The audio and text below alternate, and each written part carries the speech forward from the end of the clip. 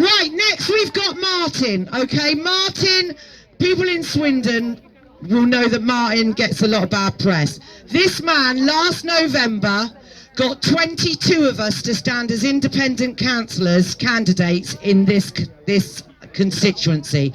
Never done before in the UK.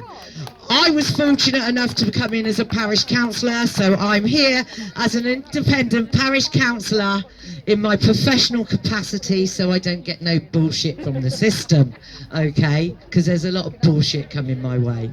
So here we go, here's Martin. Oh, thank you very much, Bev. I just want to say, first of all, thank you for everyone for coming out, really, because what you're doing is actually very, very brave. You know, you're coming out and you're speaking against the narrative that's been put onto people. But we have to remember here now, and make no mistake about this is World War III. It really is. It's not a conventional war of bombs and bullets. Oh, no. This is a psychological war, and what they've done over the last 18 months, they've beaten people down mentally with the relentless propaganda we've seen from the mainstream media. The likes of the BBC, all the newspapers pushing this COVID agenda, and our very own Swindon advertiser seems to be paid off as well, going through it. But we don't have to look too far to see where this is heading. We see what's going on in Australia at the moment. Terrible martial law going on over there.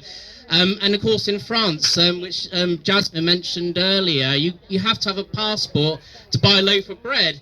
I mean, this is not freedom. This is slavery. I mean, does any of you want to live like this? Do you want your children to live like this? No. They've taken our freedoms away one by one, and they've used this invisible enemy as well to do it. And they've instilled fear into people, particularly the elderly. You know, if you cough or sneeze anywhere, people look at you like you got the plague or something, you know, and they give you dirty looks, and they're dividing people. They've divided all of us. The vaxxed and the unvaxxed, as you know. But there's been no logic in this whatsoever, right from the start. Not one bit of it has made any sense, you know. There's been bizarre rules saying we have to leave the pub by 10 o'clock, otherwise I think the virus would get us. But the real cost of the pandemic, shall I call it, is coming out now, because as you know, they shut down the NHS for the best part of a year. People couldn't see their GPs, and now what we're seeing is the hospitals overwhelmed, the A&E departments, people, those tiny illnesses that they had issues with a year ago are now getting much more severe, you know, and this is where the real death count's going to come. You know, there's over 15 million people waiting for treatment now. You know, it's nothing to do with COVID. There's many people had their cancer referrals cancelled, and this is coming back to bite. So this is going to be where the real death count comes in. And, you know, this is what Chris Whitty, the government advisor, said was no worse than the common cold. You know, it's hardly the Black Death that they made it out to be at all.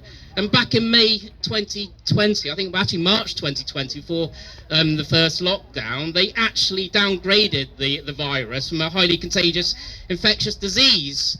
But, you know, people don't seem to see this, you know. But, you know, this is all for something that Jasmine mentioned as well, actually. It doesn't stop you contracting or transmitting the virus, and there's no evidence that this vaccine even lessens the symptoms. You know, it's absolutely ridiculous.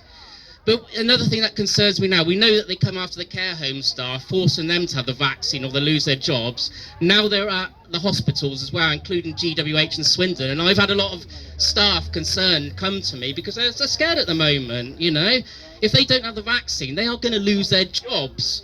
And this is absolutely outrageous. You know, last year we were clapping them, some of us were, but now they're sacking them, you know. They were put on this pedestal. And these empty hospitals, we know, as Debbie exposed as well, who's speaking soon, done a great job there. Empty hospitals, they was put on these pedestals, and suddenly it's been swept away from them. But you know what? We won't abandon these people. They were duped into this, and we will not give up on them, and we'll fight for them as well, because I think that's really, really important. But what really, really sickens me now, and we saw it coming for a long, long time, you know, and it's them coming after our kids. that really has crossed the line for me. It really has. And, you know, we have to remember that this vaccine was approved for just emergency use only, yeah? Still in clinical trials for 2 years. You know, we don't know the full effects of what this is going to do. But, you know, when in history have we ever sacrificed, you know, the health and safety of our children for the adults? You know, it doesn't make sense, does it? No. I mean, the average age of the COVID death is 82, and life expectancy in this country is 81. So you're more likely to die of old age, basically. You know, and as I said, we don't know the full effects of what this can do because the data's not there. So there's a lot of unknowns, and that's why, you know, coming after our kids is really disgusting. But now we've heard recently Pfizer are a big part of this as well, and much to my horror, just the yards from my house, they're going to be starting producing that snake oil in our very own town. Absolutely disgusting. And this is Pfizer. They've got the largest criminal fine in US history for the things that they've done, yeah? They are not good people, as we know they're not. And something even worse, it just gets worse and worse, to be quite honest. They are now coming into our schools and jabbing 12 to 15-year-old children without the parental consent. This is absolutely disgusting. It really is disgusting. You know, you need parental permission to go on a school trip, but they think they can take that away from parents and jab our children, or letting them decide, a 12-year-old, an impressionable 12-year-old child, you know. But we know they're going to bully and coerce them into it. You know, they'll show them NHS propaganda as they do. This is so sick. They are disgusting people coming after our kids, and this has really appalled me. But they've done it to the young adults as well. You know, like with the nightclubs, they won't let like 20-year-olds in unless they've been double jabbed and stuff. So what we're saying here is that two-tier a medical apartheid. You know, it's nothing less than discrimination, and it really is not welcome in our modern society. It is disgusting.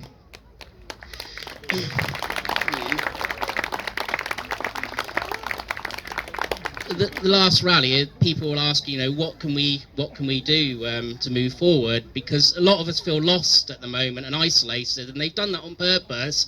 But there are many of us, I know that, you know. But, you know, we as parents, we've got to start fighting back now, you know. Our kids are relying on us to protect them, yeah? And it's our duty to do that. We've got to rise up. You know, people like, you know, to hear great people like Jasmine speak out, I mean, that's so inspiring. It's our kids, you know. You're exactly who we're fighting for, you know, and we've got a duty to protect you. And I swear to God, we're going to do that. But we absolutely are, definitely. We're not going to let them get away with it. But, you know, like I said, we all need to come together now as humanity. This has nothing to do with, like, jabbed or unjabbed. This is our freedoms at stake. That's the most serious thing. And, you know, humanity, all cultures, races, sexes, religions, whatever, you know, we are humanity. And that's why we all need to come together, because this is a battle between good and evil. It really is as simple as that. And I've just got this final message for everyone here. Really to take home with you, is just every single day just stand up for what you believe in, yeah? Even if you're alone saying that, it's the most important thing. And don't worry about abuse and stuff you get off people. Don't worry about things like that, you know. It's the road less travelled, and it's so important to do what's right at the end of the day. You know, at least you can say you've done what you've believed the best thing and left your imprints in the sands of time to do the right thing for our kids and their future, because they are the most important people.